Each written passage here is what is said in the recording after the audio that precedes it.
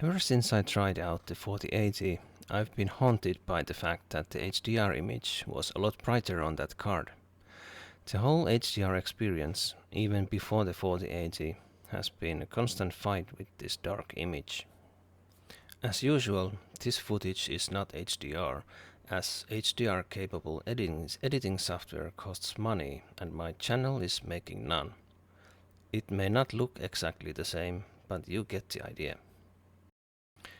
On a TV, the image looks just fine, as TVs tend to default to their internal processing like auto brightness or auto contrast and so on. On a computer monitor, I always turn all processing off and tune everything for a pixel perfect output. The problem with processing is that it always results in problems like color clipping or banding, and processing alters the image from what was intended by the developer. But processing was seemingly the only fix available to this darkness.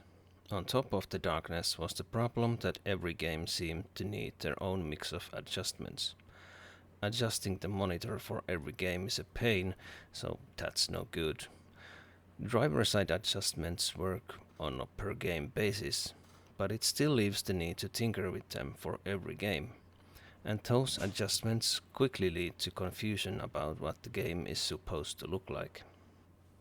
The problem lies with the FreeSync Premium Pro, or formerly known as FreeSync 2 HDR. As described by its Wikipedia entry, FreeSync Premium Pro collects the display's HDR capabilities directly from the display to adjust the tone mapping step and offload the color space and transfer function processing from the operating system's color management. This is done to reduce latency. Something must have gone wrong. I have seen reports from many users with different monitors of this darkness, so it's more likely something AMD is doing rather than some configuration error with a specific display. So if the problem is the FreeSync, then can we just turn it off? And that's exactly what I did. And lo and behold, the brightness now matches what I saw on the 4080. But turning it off has the unpleasant side effect of losing the variable refresh rate function as well. But this is the smoking gun. If we remove the FreeSync, the darkness gets fixed. This is a huge problem, as there are now two targets for the developers to work against, and we can guess how likely they are to consider a minority with the combo of AMD GPU and a FreeSync HDR display. Some games do come with a specific FreeSync HDR mode, which often doesn't work, or they might silently detect FreeSync and adjust accordingly. Many do simply nothing but look dark. This leaves us with games that rarely look correct and always need a different mix of processing to look passable. And the only fix available is to turn off FreeSync, which loses the VRR at the same time. Or is it? Somewhere in the depths of Reddit, I found a strange hack, seemingly completely unrelated to HDR brightness, that just somehow kills the HDR part out of the FreeSync, leaving the VRR in place. We just download a program called CRU, go to a row called CTA 861, press edit and select and delete the row FreeSync range. Just pay attention what the range was before deleting it. I had 48 to 120. Then we add the same FreeSync row back with the same values it had before. Absurd, right?